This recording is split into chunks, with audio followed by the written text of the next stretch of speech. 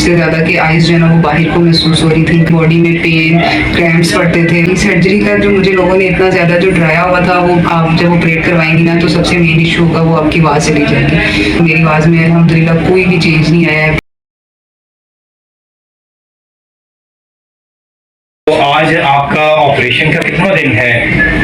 आज 5 डेज हो गए। 5 डेज हो गए।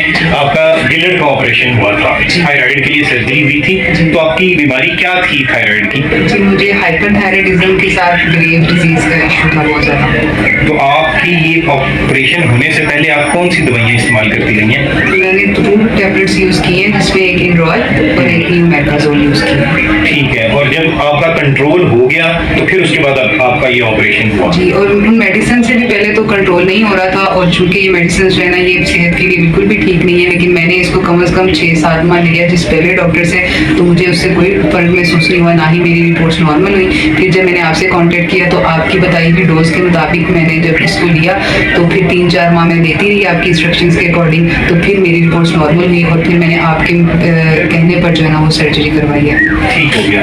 तो जब आपका थायराइड फंक्शन नॉर्मल हो गया तो तब आपका ऑपरेशन हुआ, यानी कि ग्रेव्स डिजीज में गिलर थोड़ा सा बढ़ता है, बहुत ज्यादा नहीं साइज में बढ़ता, और ये ज्यादा काम करना शुरू हो जाता है और दवाइयों से इसको कंट्रोल करना पड़ता है। और इसमें हाइपरथायराइडिज्म होता है, यानी कि थायराइड ग्लैंड ज्यादा हार्मोन्स बनाता है।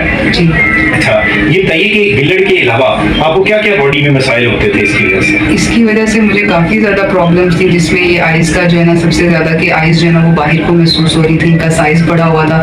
इसके अलावा जो है ना वो मतलब पूरी बॉडी में पेन, क्रैम्प्स पड़ते थे और वीकनेस बहुत ज़्यादा महसूस होती है। फिर नेल्स जो हैं ये भी मेरे अक्सर टूटते रहते थे।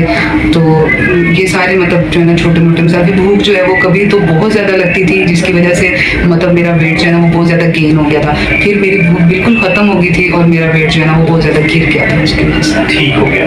तो अब आपका ऑपरेशन हो गया, तो अब कैसा रहा आपका एक्सपीरियंस सर्जरी का? जी, सर्जरी का जो मुझे लोगों ने इतना ज़्यादा जो डराया हुआ था, वो आने से एक दिन पहले भी यही कि आप जब ऑपरेट करवाएंगी ना तो सबसे मेन इशू होगा वो आपकी आवाज़ चली जाएगी। तो उसके लिए तो मैं पहले ही आपसे सेटिस्फाइड थी आपके पहले रिव्यूज़ देकर। तो उसके लिए जब मैंने भी अपनी भी सर्जरी करवाई है तो मेरी आवाज़ में अल्हम्दुलिल्लाह कोई भी चेंज नहीं आया है, बिल्कुल ठीक है मेरी आवाज़। इसके अलावा भी मुझे कोई इशू नहीं हुआ है सच। हाँ, कैल्शियम की थोड़ी सी कमी होती है, वो भी अगर आप डॉक्टर की इंस्ट्रक्शंस के मुताबिक चलते हैं तो वो भी कोई इशू नहीं हो सकता, वो भी कंट्रोल हो सकता है। तो आपका ये जो ग्रेव्स डिजीज का थायराइड का प्रॉब्लम था, तो इसकी सर्जरी क्यों की? इसके लिए रेडियो एक्टिव आयोडीन भी तो होती है। जी, उसके लिए मैंने डॉक्टर आपसे मशवरा किया था, तो आपने मुझे बताया था कि अगर इसमें हम करते हैं तो जैसे मेरी आइज़ जो है वो पहले से बाहर है, फिर आईसाइट वीक भी है, तो ये और ज़्यादा क्रिटिकल सिचुएशन बन सकती थी इसमें, और वो बहुत ज़्यादा ख़तरनाक होती हैं। तो सेफेस्ट ऑप्शन है वो सर्जरी है, तो आई थिंक इसी की तरफ जाना चाहिए। बिल्कुल ठीक हो गया। चलें जी, आप